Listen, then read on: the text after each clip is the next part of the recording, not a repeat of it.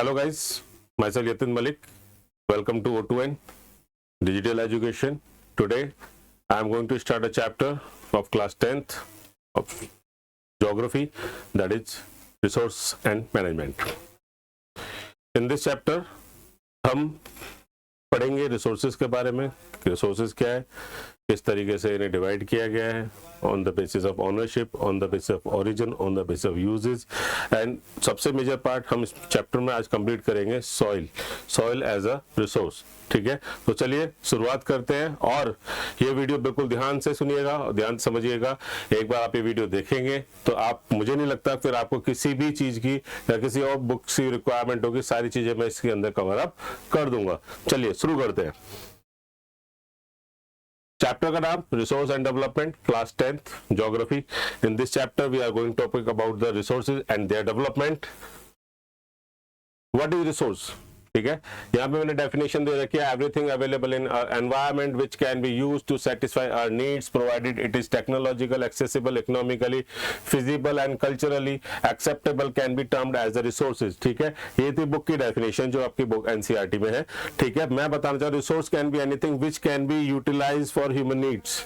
Resource कुछ भी हो सकता है जो ह्यूमन नीड को सेटिस्फाई करे, जो कल्चरली एक्सेप्टेबल हो, पहली बात, टेक्नोलॉजिकल फिजिबल हो, ठीक है, और जो हमें एक्सेसिबिलिटी प्रोवाइड करता हो किस चीज के लिए कि हर कोई व्यक्ति इकोनॉमिकली उसे एक्सेस कर सके। लेकिन बहुत सारे रिसोर्सेज ऐसे भी होंगे जो एक आम आदमी नहीं एक्सेसिबल कर पाता, लेकिन वो फिर भी एज ए रिसोर्स काउंट किया जाएगा। अब बात करते हैं कि how resources can be interdependent. ठीक है, that means interdependent relations between nature, technology and institution. अगर मेरे पास नेचुरल चीजें हैं और मैं एक ह्यूमन हूं, मैं उस चीज को अपने अकॉर्डिंग चेंज करना चाह रहा हूं, मैं अपनी यूटिलाइजेशन के लिए उसे मोल्ड करना चाह रहा हूं या उसके अंदर कोई डेवलपमेंट करना चाह रहा हूं, तो मुझे किस चीज की जरूरत पड़ेगी? मुझे सबसे पहले चाहिए नेचर। ठीक है, दैट इज फिजिकल एनवायरनमेंट। ठीक है, मुझे चाहिए टेक्नोलॉजी। उस टेक्नोलॉजी का मैं कहाँ, किसके अंदर, किसी इंस्टीट्यूशन को डेवलप करूंगा जहां पे मैं ह्यूमन बींग्स यानी कि हम लोग इन तीनों का एक चीज को मिलाकर एक नया रिसोर्स या एक नई चीज को हम डेवलप कर सकते हैं। किसका? इन तीनों चीजों का यूज करके एक ह्यूमन बीइंग किसी भी चीज को रिसोर्सेज में अपने अकॉर्डिंग चेंज कर सकते हैं। लेकिन उसके लिए मुझे टेक्नोलॉजी भी चाहिए और इंस्टीट्यूशन भी चाहिए और नेचर भी चाहिए, फिजिकल एनवायरनमेंट भी मेरे पास होना चाहिए। क्लियर है बात यहां तक? नेक्स्ट, अब हम बात करते हैं classification of resources. Resources is basically classified in manifolds, but दो मेजर पार्ट है। पहला क्या है? Natural resources and second is human resources. चलिए पहले ह्यूमन रिसोर्स खत्म कर देते हैं, उसमें दो ही पॉइंट है। तो ह्यूमन रिसोर्सेज में आते हैं structure, institution, quantity and quality. Structure institution में जैसे मान लीजिए रोड्स, बिल्डिंग एक्सेट्रा, ये सब क्या है, हमने कुछ स्ट्रक्चर्स हम बना रहे हैं, कुछ हमने फ्लावर्स बनाए। Quantity and qualitative, that is human resource, HR, जिसमें जैसे मैं एक टीचर हूं, I am a qualitative resource of human. ठीक है, मैं आपको क्वालिटी प्रोवाइड कर रहा हूं। बात करते हैं मेजर पार्ट की, दैट इज का नेचुरल रिसोर्स। नेचुरल रिसोर्सेज होते हैं दो टाइप के भैया, पहला होता है रिन्यूएबल, दूसरा होता है नॉन रिन्यूएबल। रिन्यूएबल मतलब जो रिन्यू हो जाएंगे टाइम के साथ, जैसे हम टेक्नोलॉजी को यूज करके दोबारा से रिन्यू कर सकते हैं, और कुछ ऐसे जो एक बार यूज कर लिए तो खत्म, या फिर उन्हें फिर हम क्या कर सकते हैं, सेकंड फेज रिसाइकिल कर सकते हैं। तो रिन्यूएबल में दो चीज आती है, कंटिन्यूअस एंड बायोलॉजिकल। कंटिन्यूअस मतलब हमारा विंड, वाटर, ठीक है, ये क्या कंटिन्यूअस फ्लो में चल रहे हैं। ठीक है, ये हमारे नेचुरल रिसोर्सेज है, ये रिन्यू होते रहते हैं टाइम के साथ साथ। बायोलॉजिकल में दो चीज आती हैं, फ्लोरा एंड फौना। इन्हें फ्लोरा एंड फौना भी कहा जाता है। फ्लोरा मतलब नेचुरल वेजिटेशन एंड फौना मतलब वाइल्ड लाइफ। क्लियर?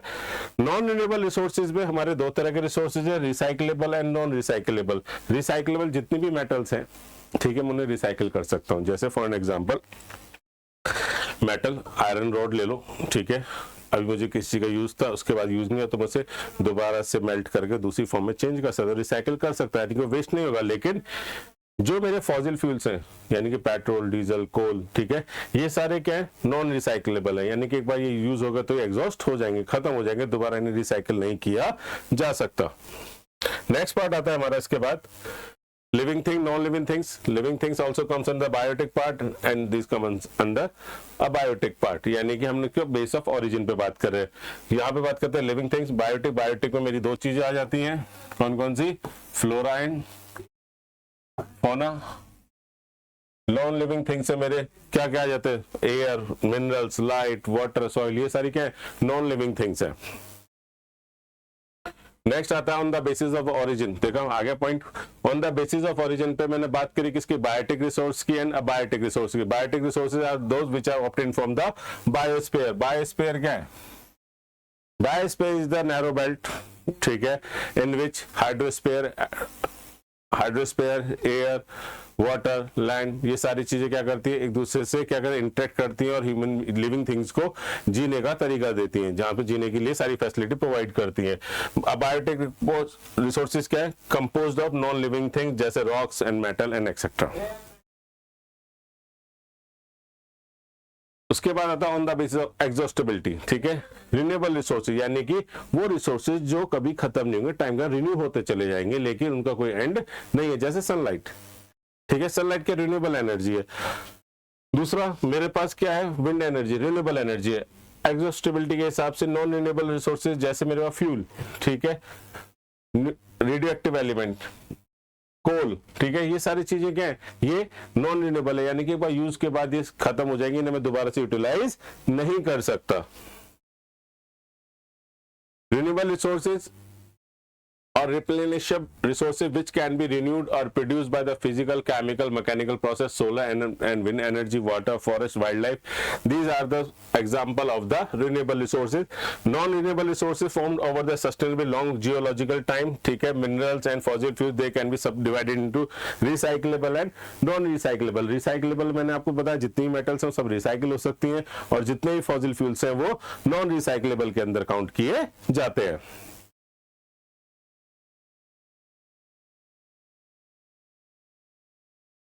बात करते हैं on the basis of ownership, ठीक है, तो ओनरशिप के बेसिस पे चार चीजों में हमने डिवाइड किया इसे। पहला पार्ट आता है मेरा individual resource, community on, national and international resources. तो हम बात करेंगे सबसे पहले किसकी, इंडिविजुअल रिसोर्स की। इंडिविजुअल रिसोर्सेज वो रिसोर्सेज जो किसी पर्टिकुलर प्राइवेट कंपनी ने या किसी प्राइवेट फर्म ने या किसी पर्टिकुलर इंडिविजुअल ने ऑन कर रखे हैं, जैसे छोटा सा एग्जाम्पल आपका घर, ठीक है, आपके फादर के नाम, वो क्या है, एक इंडिविजुअल रिसोर्स है, यानी कि एक आदमी के ऊपर है, ठीक है, एक आदमी का है, यानी कि आपके दादाजी की जमीन, आपके दादाजी के इंडिविजुअल रिसोर्सेज हो गया। Same community on, that is owned by the community. For an example, आप किसी भी सोसाइटी या सेक्टर में रहते हो, वहां पे कोई पार्क है या टेंपल है या कोई शॉप है जो गवर्नमेंट द्वारा चलाई है, वो क्या है, कम्युनिटी रिसोर्स है, यानी कि उस पर सभी का हक है। Grazing ground, burial grounds, village points, ये सारे क्या है, सबके सब ये सारे के सारे कम्युनिटी है, यानी कि उसमें किसी एक इंडिविजुअल का हक नहीं है, पूरी कम्युनिटी उसे यूटिलाइज करेगी। नेक्स्ट आता है national resources. National resources are those resources which comes under the jurisdiction of the government या jurisdiction of that particular country government, उसके अंडर में जो भी रिसोर्सेज आएंगे वो सारे क्या होंगे, नेशनल रिसोर्सेज काउंट होंगे। जैसे रेलवे, बेस्ट एग्जांपल, जितने भी forest, wild life, water resource, minerals, सारी पॉलिटिकल बाउंड्री के अंदर जितने भी लैंड है उसके अंदर जितने भी रिसोर्सेज हैं सब किसके हैं, उस नेशन के काउंट किए जाएंगे, ठीक है। For an example territorial water की बात करते हैं, ये छोटा सा कॉन्सेप्ट है, क्लियर कर दूं इस बात को। मान लीजिए ये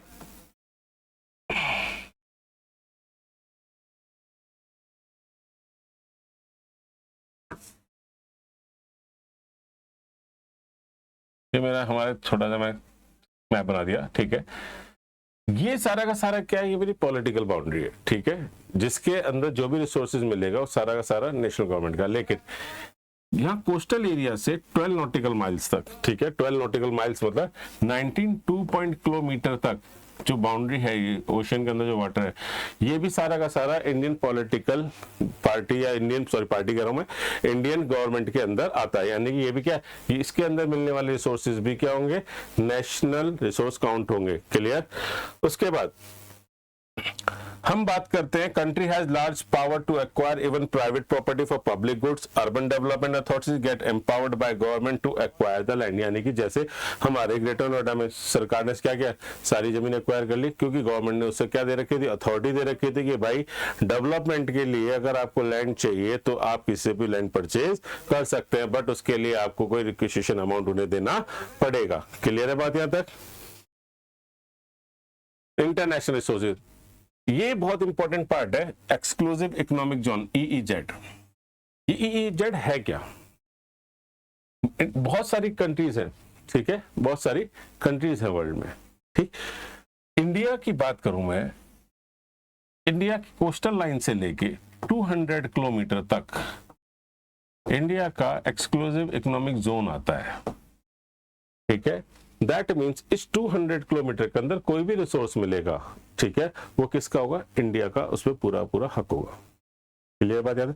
लेकिन इस 200 किलोमीटर के बाद जितना भी इंटरनेशनल वाटर है, यानी कि जिस पे किसी भी कंट्री का कोई हक नहीं है, उसमें कोई रिसोर्स मिलता है, वो पूरा पूरा इंटरनेशनल यानी सभी कंट्रीज का उस पर बराबर का हक है। जैसे अंटार्कटिका, अंटार्कटिका पे बहुत सारी कंट्रीज क्या कर रही है? रिसर्च सेंटर बना के बैठी है, वहां पे रिसोर्सेज फाउंड आउट कर रही है। रिसोर्सेज किसी को भी मिलेगा, लेकिन वो क्या होगा? इक्वली उस पर हक किसका होगा? सभी देशों का हक उस पर होगा। क्लियर है बात? यहां तक आगे चलते हैं। ये मेरे एग्जाम्पल थे, इंडिविजुअल घर हो गया, कम्युनिटी ओन पार्क हो गया, ठीक है, नेशनल में रेलवे आ गया, इंटरनेशनल में देखिए हमारे कॉन्टिजेंट जोन 12 माइल्स तक, उसके बाद क्या होगा? एक्सक्लूसिव इकोनॉमिक जोन आ जाएगा 200 नॉटिकल माइल्स तक, ठीक है। उसके बाद क्या होगा? हमारा हाई सी होगा, जिसपे सारे के सारे किसके हक होंगे? इंटरनेशनल कंट्रीज, यानी जो भी है सारे हक उसके होंगे। नेक्स्ट आता है, हम बात करते हैं on the basis of development, potential resource. ये बहुत इंपॉर्टेंट टॉपिक है और कई बार क्वेश्चन आ चुका है इस पे, ठीक है। तो क्लास 10 के बच्चे जो भी बोर्ड देंगे इस टॉपिक को ध्यान से सुने, उसमें एक टर्म आएगी, मैं आगे भी एक्सप्लेन करूंगा, उसी पर थोड़ा सा फोकस रखिएगा।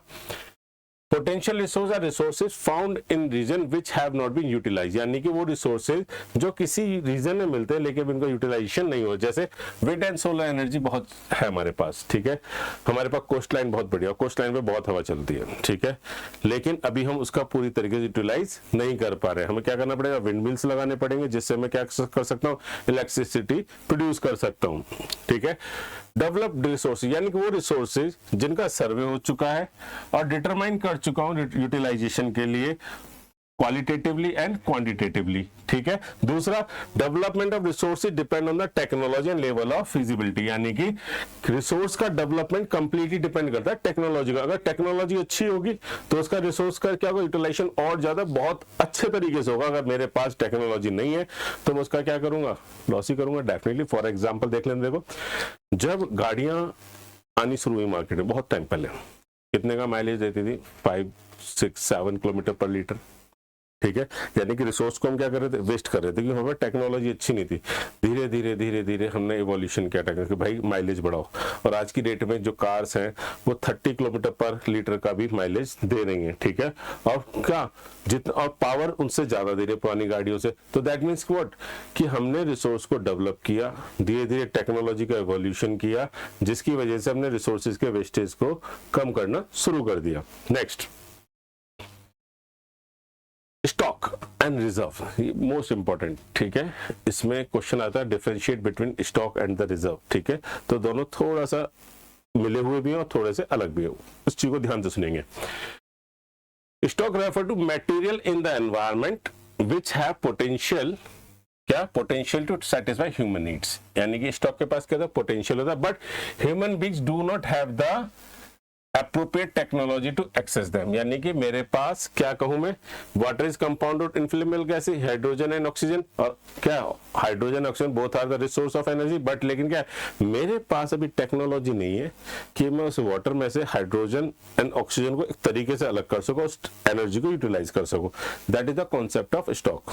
क्लियर? दूसरी बात, रिजर्व क्या है? सबसेट ऑफ स्टॉक, यानी कि reserve is the subset of stock yet to be put into use with the help of existing technology know how, ठीक है। These can be for meeting future requirement, ये किसके लिए होगा? फ्यूचर रिक्वायरमेंट के लिए यूज हो जाएगा। बेस्ट एग्जांपल देखिए, river water can be used to generating hydroelectric power, but presently it is being utilized only to limited extent, यानी कि जो रिवर का पानी है उससे मैं हाइड्रोइलेक्ट्रिसिटी, अब डैम तो बना ही रहा हूँ, ठीक है, लेकिन क्या वो एक पर्टिकुलर लिमिटेड एरिया तक है। मैं अगर आगे चल के कुछ ऐसी टेक्नोलॉजी डेवलप कर दूं कि नदी में पानी तो फ्लो पूरे साल ही कर रहा है, अगर वो पूरे साल फ्लो कर रहा है तो मैं कुछ ऐसी इवोल्यूशन करूं टेक्नोलॉजिकली कि जिससे वो पानी से मैं कंटिन्यूसली इलेक्ट्रिसिटी हर जगह पे जनरेट कर सकूं, तो मेरे को क्या होगा? बहुत बेनिफिट हो जाएगा। The water in the dam से reserve which can be use in the future, ठीक है। जो पानी मैंने रिजर्व कर रखा डैम से वो फ्यूचर में यूटिलाइज हो सकता है, और उसके कुछ देखो पॉजिटिव है तो कुछ नेगेटिव इंपैक्ट भी होते हैं, ठीक है। क्लियर है बात यहां तक? Next, problems created by indiscriminate use of resources by man. क्या क्या प्रॉब्लम हम क्रिएट करते हैं humans. Many resource got depleted, बहुत सारे रिसोर्सेज को हम खत्म करते जा रहे हैं, जैसे फॉरेस्ट डिफॉरेस्टेशन, ठीक है, एक बड़े लेवल पर हम पेड़ों को काट रहे हैं, just requirement of timber and paper. लो बताओ पेपर किससे बनेगा, पेपर से बनेगा पेड़ों से, फिर लकड़ी से बनता है। तो क्यों ना एक रिवॉल्यूशन लाया जाए कि भैया पेपर पे काम करना बंद करो, सारे बच्चों को टैब दे दो भाई साहब, सारी पढ़ाई टैब पे हो रही है, मोबाइल्स पे हो रही है, पेपर ऑनलाइन हो रहे हैं, सारे बच्चे मजे ही मजे, ठीक है, चीटिंग चल रही है मजे ही मजे है, और नंबर आ रहे हैं मजे ही मजे। अब जैसे ओपन बुक टेस्ट होने वाला कुछ टाइम में, सीबीएसई का आने वाला, बच्चे बड़े खुश है कि किताब भी सामने, क्वेश्चन भी सामने, यहीं से आंसर उतार गई, बस कॉपी पेस्ट करना, मजे ही मजे रिजल्ट आएगा 100%। ना, ऐसा कुछ नहीं होने वाला। जितने इजी मेथड आपको दिए जाएंगे उतनी चीजें टफ करती जाएंगी, ध्यान रखिएगा इस बात को। जो बच्चे अभी बोर्ड दे रहे हैं वो अपने आप को थैंक यू बोलो कि भैया चलो जल्द से जल्द, जितनी जल्दी हम 12th क्लास कवर करें, जब जो आने वाली जनरेशन है जब वो ओपन बुक टेस्ट देगी ना, तो पता चलेगा कि भैया ओपन बुक टेस्ट में तो पता चला क्वेश्चन के रिलेटेड कुछ है ही नहीं, ठीक है, उसके लिए एक क्वेश्चन है लेकिन उसके लिए पूरा चैप्टर पढ़ना पड़ेगा, चैप्टर में से फिर आंसर लिखना पड़ेगा, लेकिन टाइम तो 3 घंटे है। तो समझ में आई बात है। तो चीजों को लग रहा है इजी है लेकिन ऐसा नहीं है। Global warming, ozone layer depletion, ozone layer का डिप्लीशन का सबसे बड़ा घटक क्या, सबसे बड़ा रीजन क्या ओजोन लेयर को डिप्लीट होने का, CFC, क्लोरोफ्लोरोकार्बन, ठीक है, ठीक है, जो क्या होता है, जितने भी एयर कंडीशन होते हैं, ठीक है, उन सब में से एक गैस निकलती है जो किसको हार्म करती है, ओजोन लेयर को हार्म करती है। लेकिन हमने काफी साल पहले यूनाइटेड नेशंस की एक मीटिंग हुई, उसमें कहा कि भाई जितने भी एयर कंडीशनिंग करने वाले इक्विपमेंट है उन सब में ये वाली गैस डालनी बंद करो, ठीक है। और 2018 की बात बता रहा हूँ कि ओजोन लेयर का जो होल था ना वो लगभग बंद हो चुका है, क्योंकि हमें मोर देन 20 ईयर्स हो चुके थे इस गैस को यूज किए बिना। क्लियर है बात यहाँ तक। आगे की बात करें, environmental degradation are the other problem. Environmental degradation का मतलब क्या है, सॉइल इरोजन, ठीक है, water pollution, clear, sound pollution, land pollution, ये सारे क्या है, एनवायरमेंट को डिग्रेड करने वाली चीजें हैं जिसे हमें कंट्रोल करना चाहिए। नेक्स्ट आता है sustainable development, most important topic, ठीक है। Economic development which does not damage the environment, जो एनवायरमेंट को डैमेज नहीं करेगा, साथ के साथ बाकी फ्यूचर जनरेशन की नीड्स का भी ध्यान रखेगा। वो कम्स इसके अंदर आता है, सस्टेनेबल डेवलपमेंट के अंदर का पार्ट है। जैसे कार्बन ग्रोथ कम करनी है, रिसोर्सेज की एफिशिएंसी बढ़ जाएगी, सोशल इंक्लूसिविटी हो जाएगी, ये हमारा सोशल डेवलपमेंट। इसको याद रखिएगा, क्वेश्चन आ जाता है। और अगर आप ये डायग्राम बनाते हैं सोशल डेवलपमेंट के बारे में तो डेफिनेटली अगर 3 मार्क्स का क्वेश्चन है तो 3 मार्क्स में से मान के चले 1.5 मार्क्स तो आप इस डायग्राम से ही ले लेंगे। क्लियर है बात। नेक्स्ट आगे चलते हैं। ये मोस्ट इंपॉर्टेंट टॉपिक है रिसोर्स प्लानिंग, ठीक है, जिसके बारे में हम बात करेंगे नेक्स्ट क्लास में। क्लियर।